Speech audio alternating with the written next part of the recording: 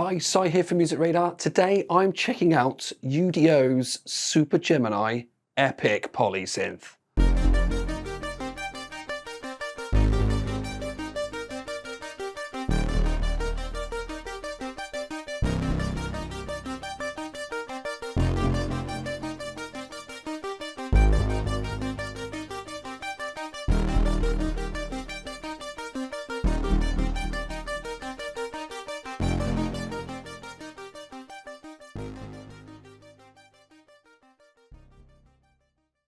We're not just going to go on a huge sort of ramble on a full deep dive because that would take forever.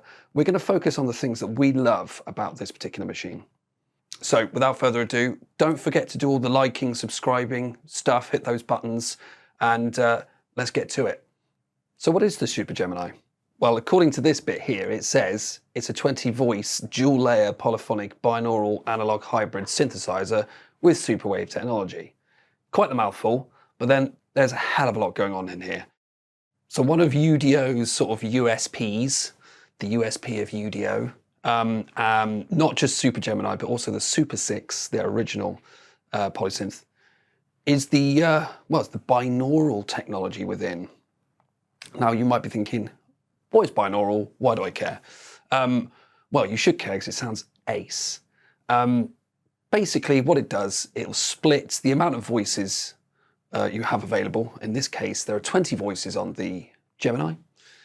In binaural mode, you get it split basically 10 on each side, 10 on the left, 10 on the right. That's in single mode, so you've got the full 10 in each side. That is reduced slightly further if you're in dual or split, so you'll have 5 on the splits either side. So it kind of slightly reduces down a little further as you're kind of, you know, splitting out the voices on the keyboard there.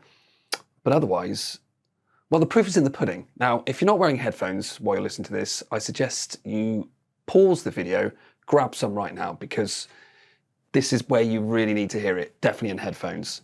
So this patch, this is actually the first patch of the synthesizer. Binaural mode is off currently.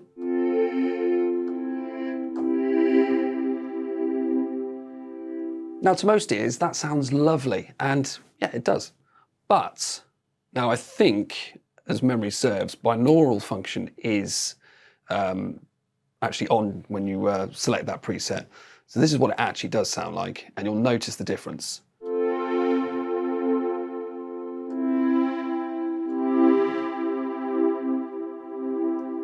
So much more depth compared to non-binaural mode, which sounds like quite a lot thinner, I think you'll find. More depth added, binaural on, off, on.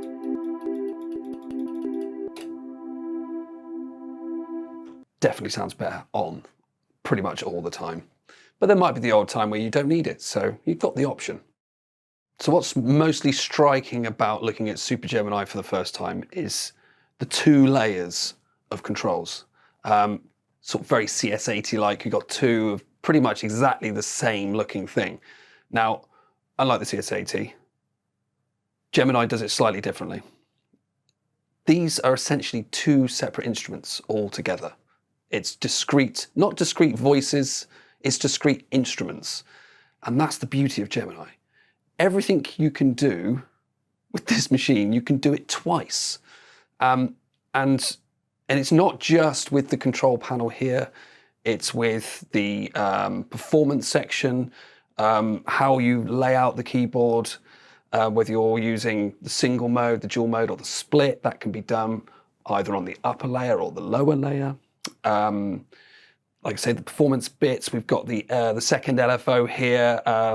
You can assign, you know, different movement to the trigger knob. What's this? A joystick thing? Ribbon controller. It's all discretely 2 times 2, essentially. So you've got 2 instruments in one. Now that to me is insane value for money. Yes, this thing does cost over £3,000, but you've got 2 very amazing synths in one. I mean, that's pretty good if you ask me. and possibly the main reason we love the Super Gemini. It's awesome. Another great feature that we love about Super Gemini is that you have your presets. So you've either got your performance presets or your patch presets. They're stored in the 16 slots up here. So once you start changing the parameters on whichever layer you choose, any of the functions there, you will be jumping from the original value to the new value. Now that'll be only on whatever function you've decided to tweak, okay? So effectively that patch is still that patch. However, should you want to hear exactly what those two layers are doing, we've got the manual buttons right here. So I've tweaked the upper panel here. I'm going to keep that, but I'm going to change the manual to exactly what I see here. So this is what the lower one sounds like at the moment.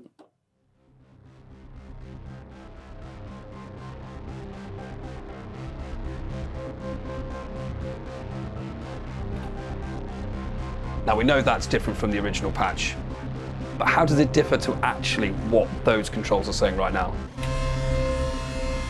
Quite different, as you can tell.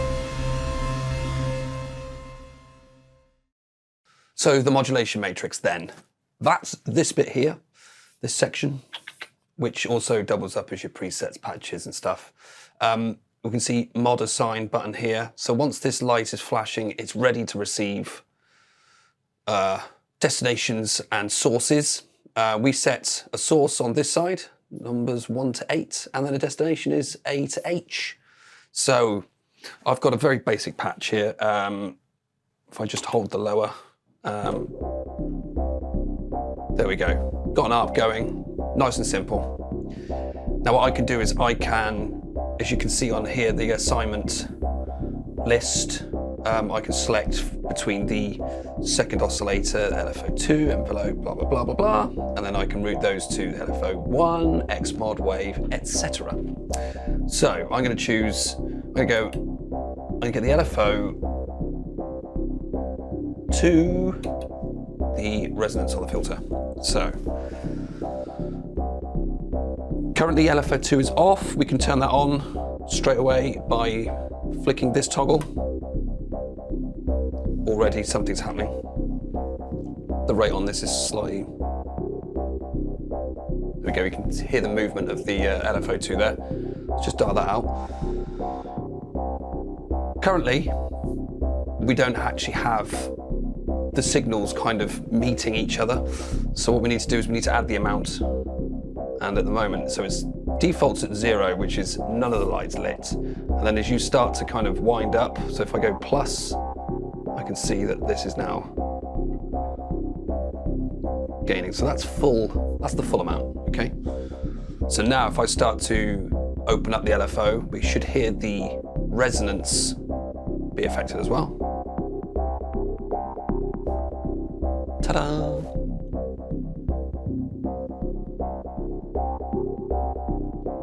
Gives the resonance a bit more.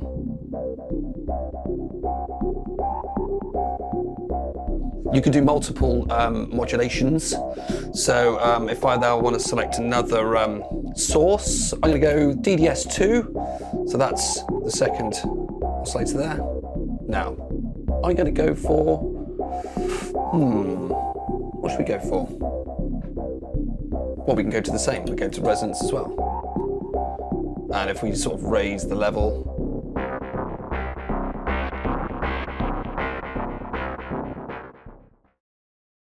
so let's take a closer look at the oscillators, and more specifically the waves that we're able to access here. I've got the mix down to just the first oscillator, DDS1, so that's this section here, just this bit, and I'm just concentrating on the lower panel. All the modulation is off. We've got a bit of the low pass filter up there, and the envelope's up, so it basically just sounds like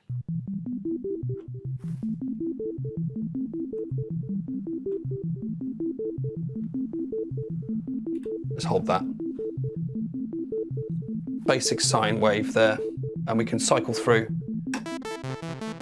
Rising saw, square, triangle, noise, And this Battenberg looking job down here is the wave one. Now we are currently looking at wave number 7 according to this. So we're in slot A on number 7. So when slot A is lit, you can select any one of these 16 waves here, and you can select any one of these 16. So you have 32 waves altogether, which is pretty good. They can be loaded in as well. You can swap them in and out via your computer. So we're on 16 on B and 7 on A, and we can change all of these.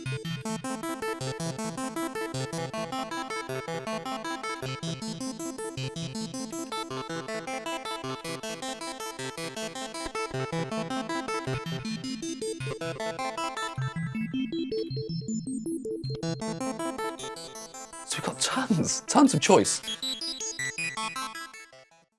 So a neat little addition to Super Gemini, amongst all these other amazing features, is there's a freeze delay function. If you plug in any old expression pedal, I've got this one here, I've put it up here so you can see it. There's an actual dedicated delay freeze input, and it will take a 1/4" jack, obviously. And with the delay sent from any of the layers, I've got the feedback cut sort of, just over halfway. And as soon as you activate it, it'll hold the delay, it'll freeze it for, well, as long as you're holding on to it. Sounds like this.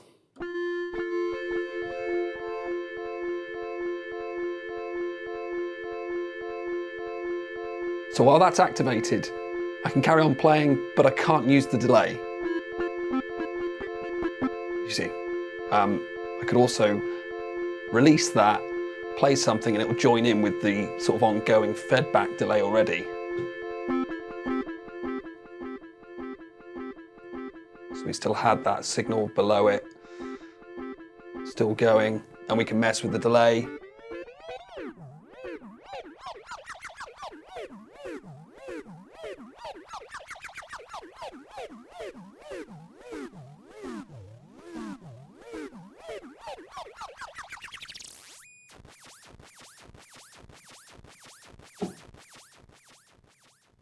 There we go. Some amazing soundscapes could be had with that function, that's for sure. So as I mentioned earlier, this is over $3,000, pounds worth of gear. And to be honest, it's probably out of most people's reach. Let's be fair, this thing is big money. But, like I said, you are getting 2 machines in one. So there, I think, is already quite a good saving. This is a future classic right here. There's nothing else like this out apart from the Super 6, but this is the Super 6 on steroids. And okay, it's not exactly 2 Super 6s, but it's cheaper than buying 2 Super 6s, and it's twice as much fun as trying to wield 2 Super 6s. So that alone is definitely worth it. Modern classic. If I had enough stuff to sell, I'd sell it all to get this because it is just brilliant. But in the interest of fairness, it's not all good, because I'm not buying this thing, someone else is, and I've got to give it back. And that is probably the biggest bummer of all. I get to play on it for a bit, and now I've got to put it back in its box and send it off somewhere else. So, time to wave goodbye, and maybe I'll have a little tinkle on it before I do.